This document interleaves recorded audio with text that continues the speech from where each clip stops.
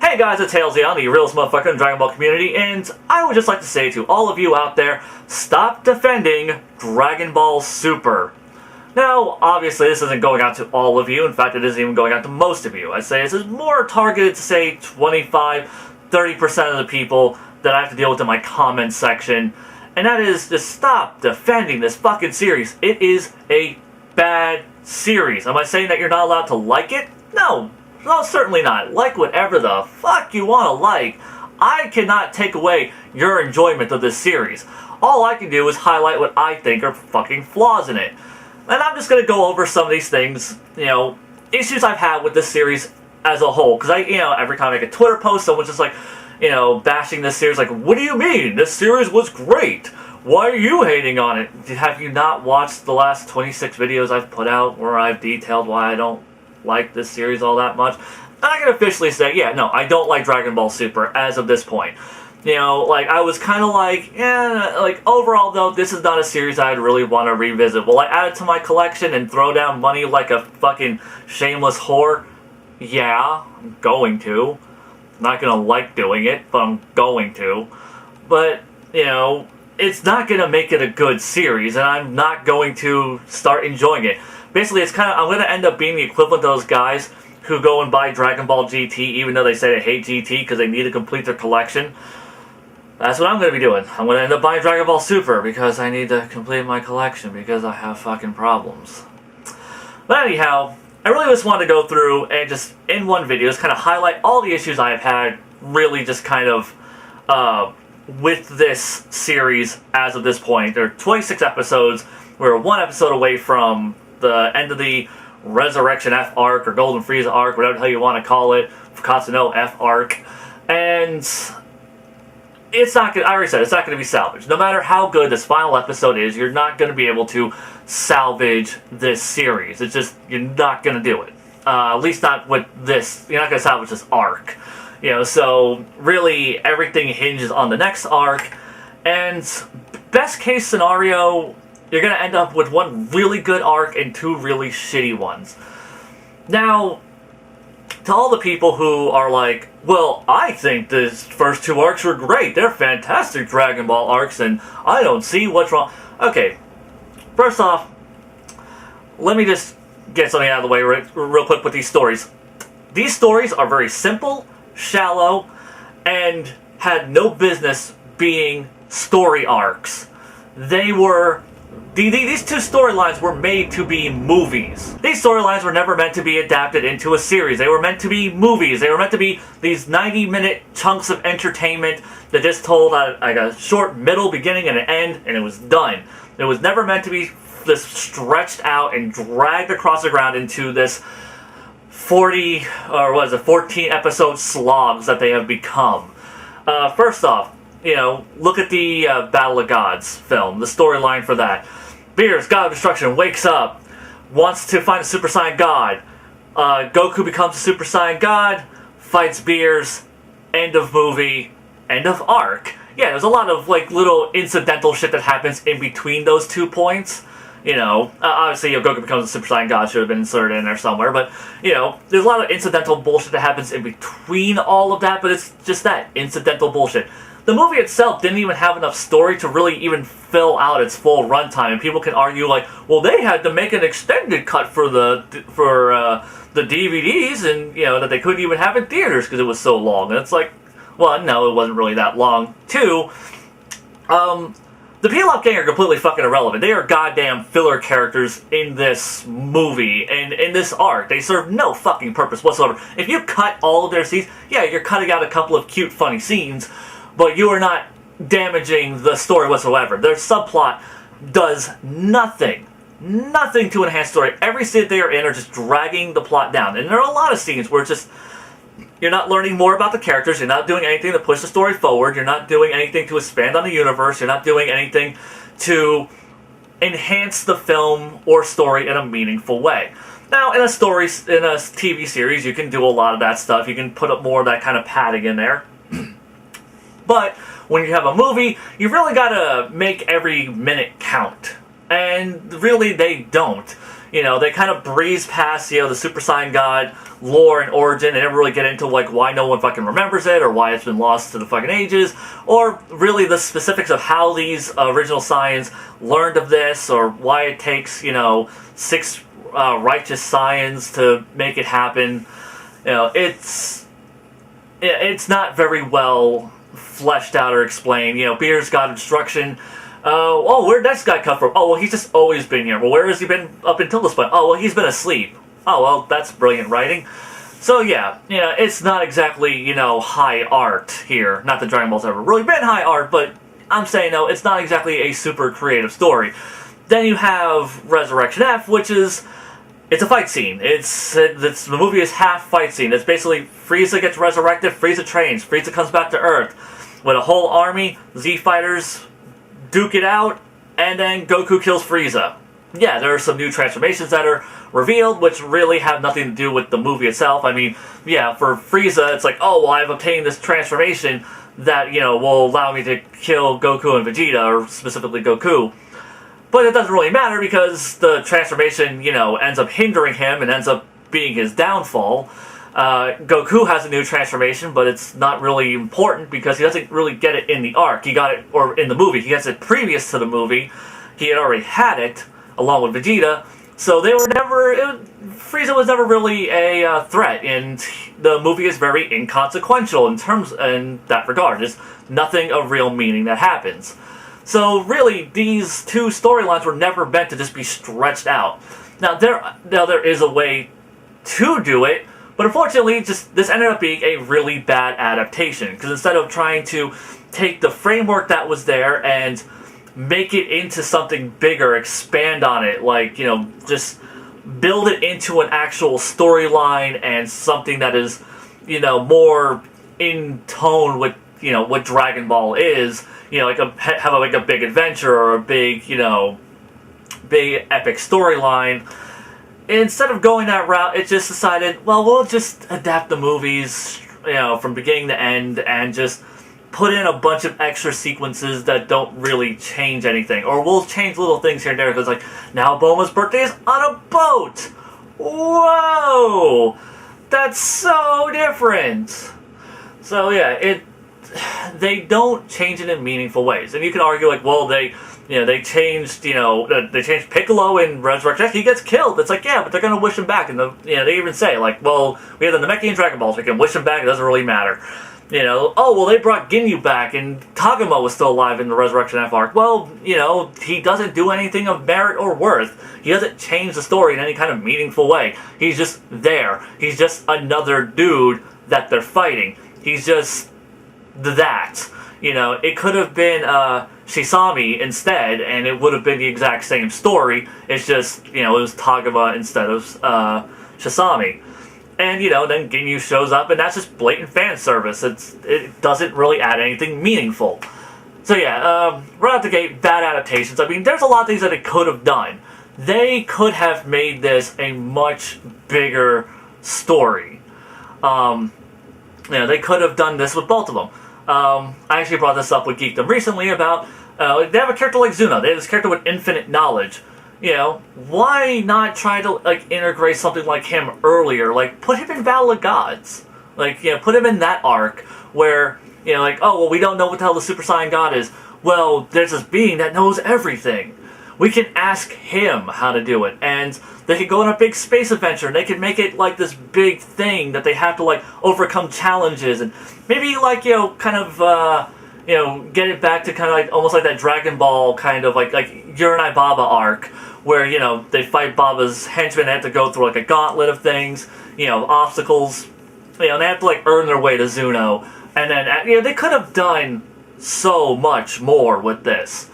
And they don't. They don't do it at all. They just kind of, this, you know, straight up adapt it, you know, and it could have been a much better arc, and, you know, and you can make the argument as far as that whole, like, you know, Zuno idea. It's like, well, do you think Beers would have waited for that? Well, yes, because Beers is a fictional character, and you can make him do whatever you want. He's, you know, he's whatever the writer wants him to be. If the writer wants him to be super impatient, because that's the big thing, like, Beerus is a super impatient character, so they had to resolve that issue immediately. And, that works for a movie. But when it's a story arc and you have a character that's impatient and it's pushing the story forward, it really just, you really don't have a choice but to just straight up kind of adapt that and just pad it out. So yeah, you need to augment Beerus' character a little bit, make him just, make him maybe a little obsessive over the Super Saiyan God. Like, the idea of just getting a chance to fight something like that really piques his interest, and he's willing to, calm his tits and go and, wait and see what happens, to get the God thing happening. But yeah, they don't go that route. With the Resurrection F arc, they could have done a lot there. They really just don't, they just, they give a lot of backstory. Like, they show a lot of Goku and Vegeta's training, which is something that you really need to do.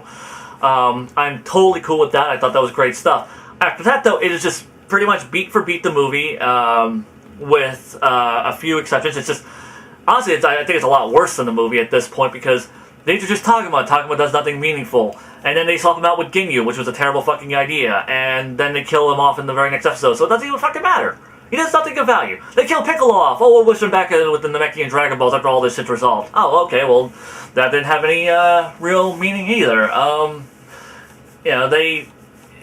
Golden Frieza, they kill him, it doesn't matter, They don't do anything that has any kind of real lasting impact. They don't augment the stories, because the movies are meant to be very self-contained, and they made 2 story arcs that are very self-contained. The only thing that really feels like it's it's kind of meaningful is the fact that we see Goku training, and the kind of leading into them being SSGSSs, and the stuff with Champa. And the thing is, though, honestly, what those feel like is like canonical scenes that are shoved in a filler arc. Because really, the Golden Frieza arc feels like a filler arc. It just kind of has they have like these canon scenes, and they just kind of like put like an arc in between it, and then like Goku shows up and he already has his transformation. So yeah, bad adaptation. Just, it does not work for a series. And really though, like, why adapt these into a series? Why make the film into a series? Other than the lazy, obvious answer is, well, money. They want to make a longer Dragon Ball series. Toriyama probably doesn't have enough content or story ideas for a longer series, so instead of trying to like build a big epic Universe 6 arc, which is one of the reasons why I don't think the Universe 6 arc is going to be a big massive arc, we can just readapt the movies and we'll pad that out, and that'll give us, more episodes in a longer series, because I guess shonen action series need to be longer. But if you're not going to adapt them, and change things up a bit to where it makes sense to be a series, why do it in the first place? Like, I mean, like, from a creative story standpoint, because right now these arcs have no reason to exist. As much as I don't really care for the Battle of Gods movie, and though I do like the Resurrection F arc movie, I like that movie because it's kind of pointless, schlocky fun. Like, not because it's any kind of meaningful story. So you need to make these things meaningful. You need to, adapt them in a way that improves on it. And people keep saying, like, well, it's a series versus a movie. You can't have the series be better than a movie. It's like, you can't make it be better in a budgetary sense. You can have it be better in terms of story, in terms of characterization, in terms of pacing. You can tell, you can have more time to expand on ideas, augment the story, maybe look back at the flaws that you've made, and,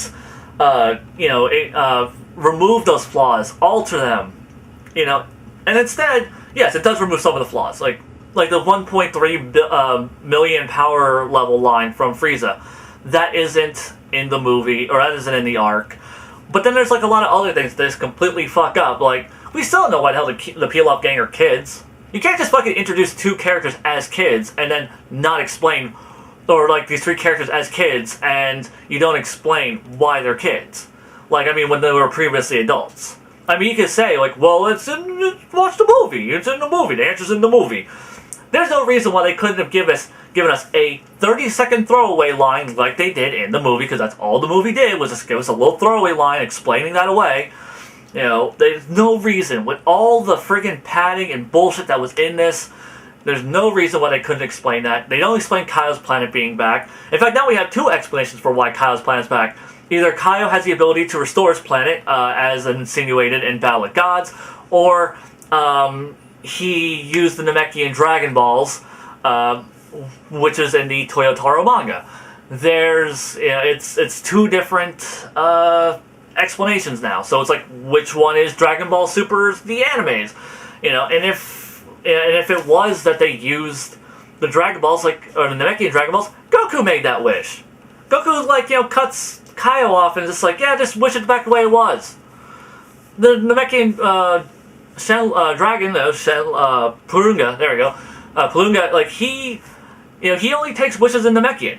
So he wouldn't even be able to understand, Goku, so yeah, it's kind of a bit of a plot hole. And yeah, this series had so many goddamn plot holes, and, I'm not that uppity. Like, I mean, I complain about plot holes a good bit, but I mean, I'm not that...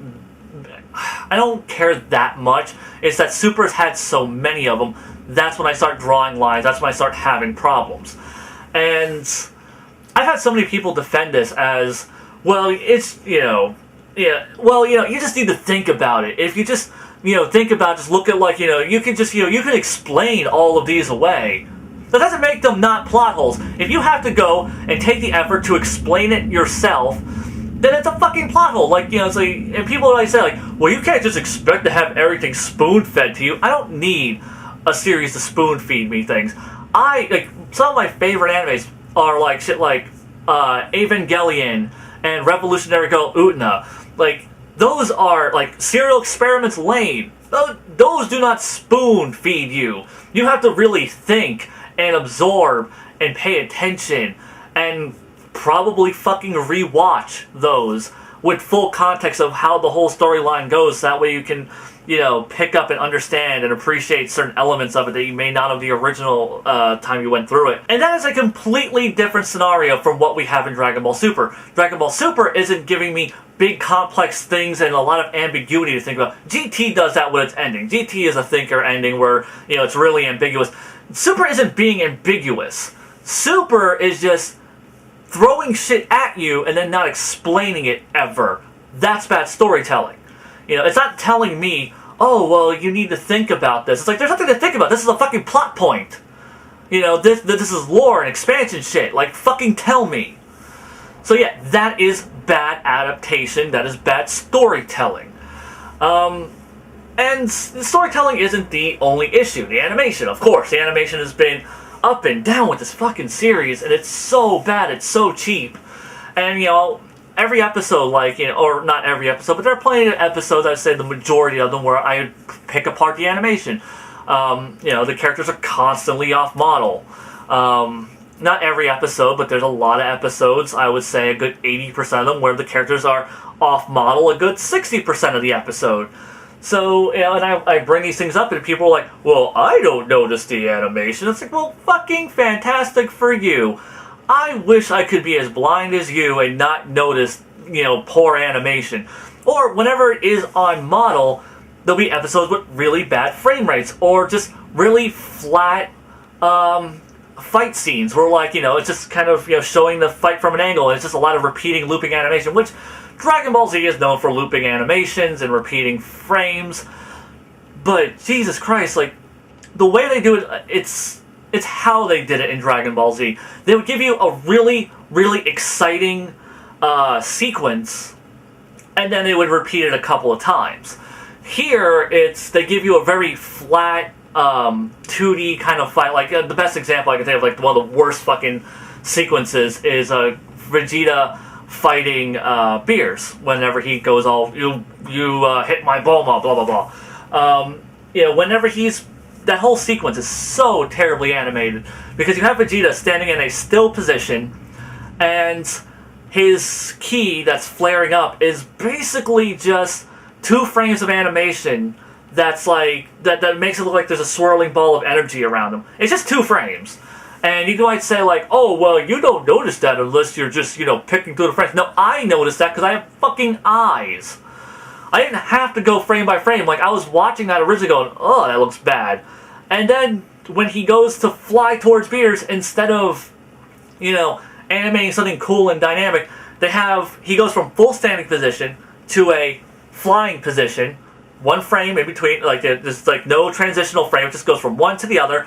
And then instead of, animating different frames of him flying forward, they take that one image and just move it a lot closer to the camera, so that way it looks like, it's basically just it's the equivalent of taking a fucking JPEG and just flying it towards the screen.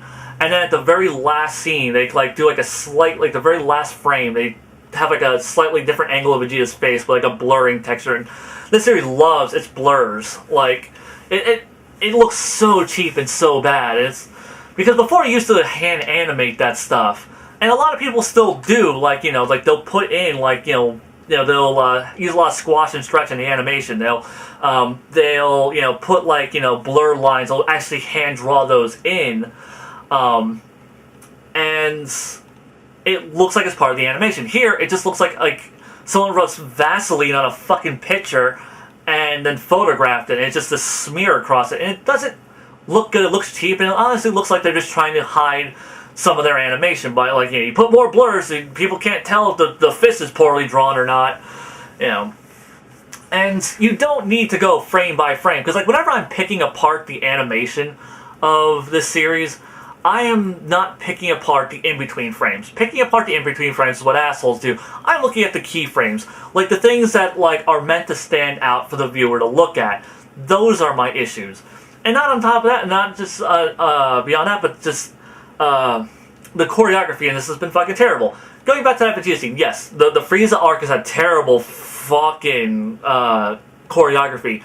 But one of the ones that people keep defending is Vegeta attacking Beers. It's okay, well, I mean, what was so great about that? You have Vegeta, a looping animation of him punching, and it's like him throwing one punch, throwing another punch, and it's just them repeating that at a flat angle, and Beers standing there with his hand blocking it.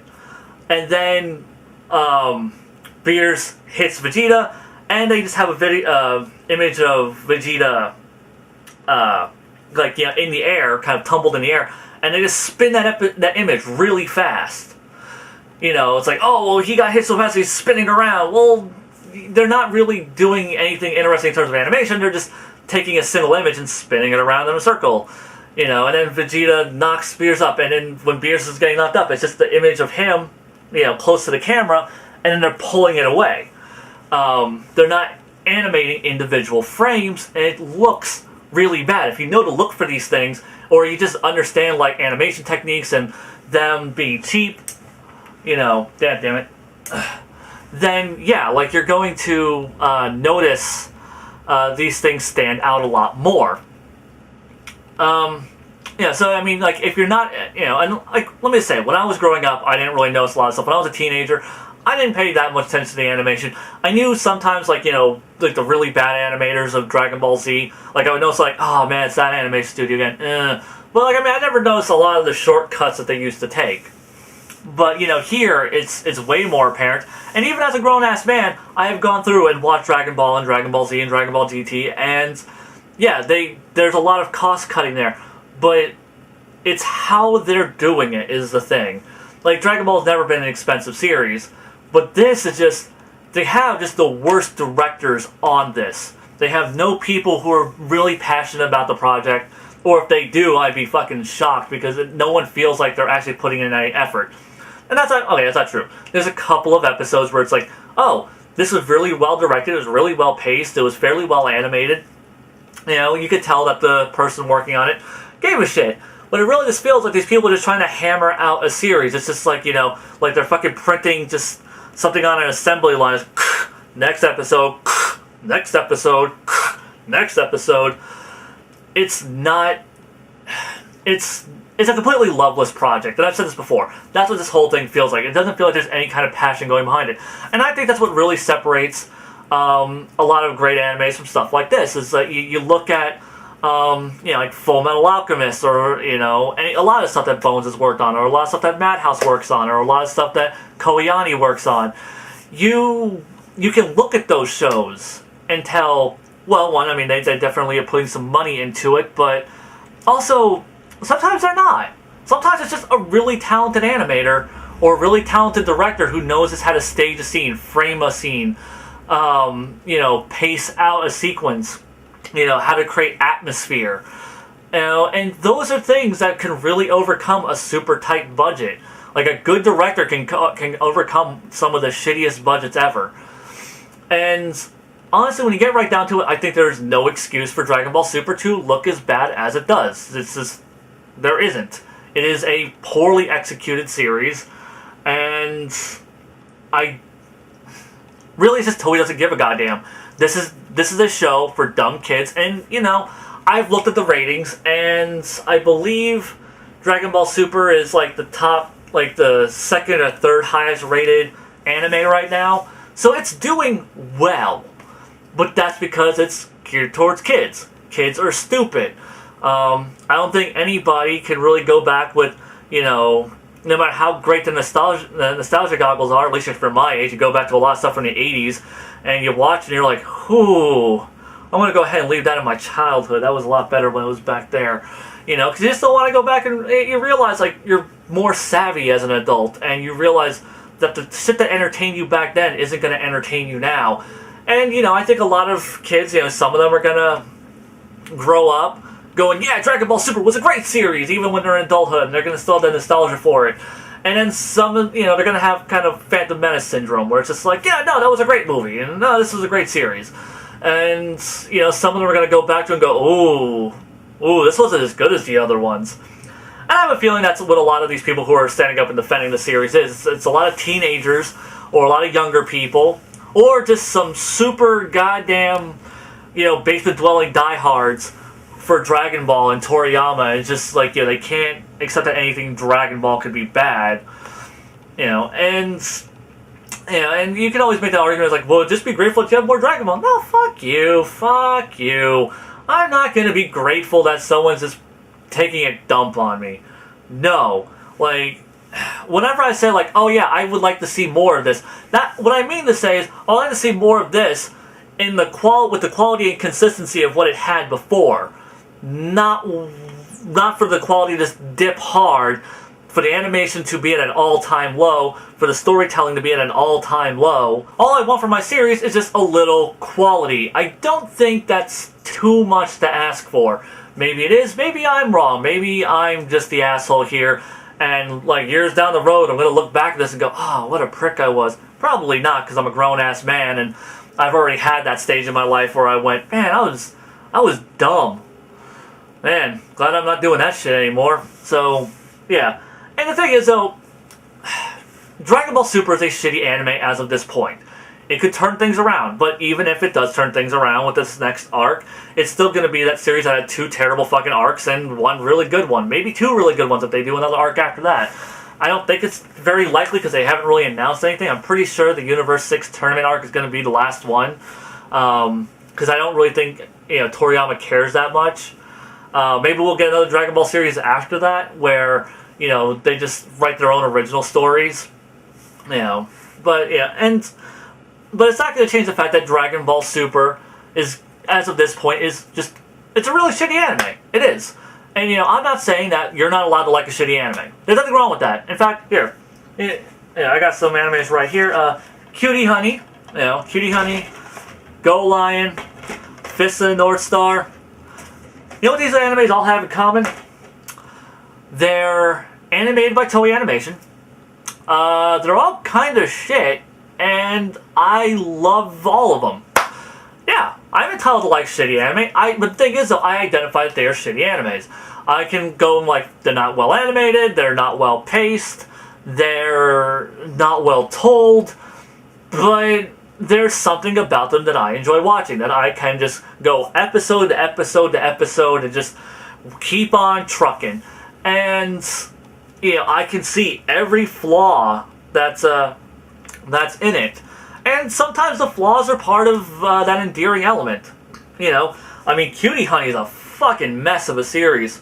Like, there's continuity, it's like 26 episodes, and it's just riddled with continuity errors, and all kinds of shit, and terrible animation, and just... But that's kind of its charm, and the same thing goes for the other two, and... You know... But I can still identify that it's a bad series. And that's okay. I can like a shitty series, I can like a shitty movie, I can like a shitty, band, you know... That, or I can like a shitty video game. It doesn't matter. I can like things that are not good. And if someone says, well, yeah, well, that thing you like was shit, alright, I can identify that. Cool. You know, and there are things that I think are genuinely good that people have made valid criticisms against. And I look at them and I'm like, huh, yeah, that, you know, I see where they're coming from. I mean, you know, Juan's GT review, you know, I like GT. I'll go ahead and say, I don't think Dragon Ball Z or GT are great shows. I don't think either one is a great show, but I have a lot of, like, endearing love for them. And, you know, like, when Juan tore GT apart, I was just like, I thought about 80% of what he said was really valid criticisms, and I thought he gave it a really fair shake. You know, and I don't agree with everything that he said, but I did understand where he was coming from.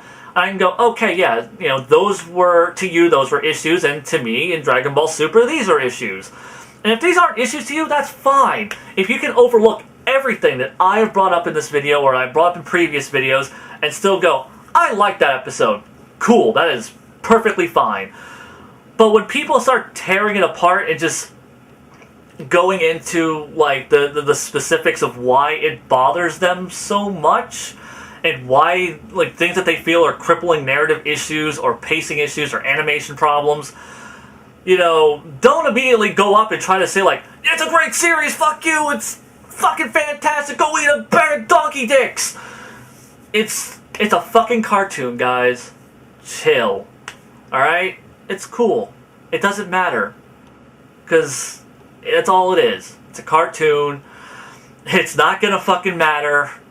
You know, it's not the end of the world. And like I said, you are allowed to like a shitty anime. Not that I think it's going to stop anyone from fucking complaining. I'm pretty sure I'm going to get a whole list of comments of people saying, like, fuck you, I don't like shitty anime, you like shitty anime, you dick sucker!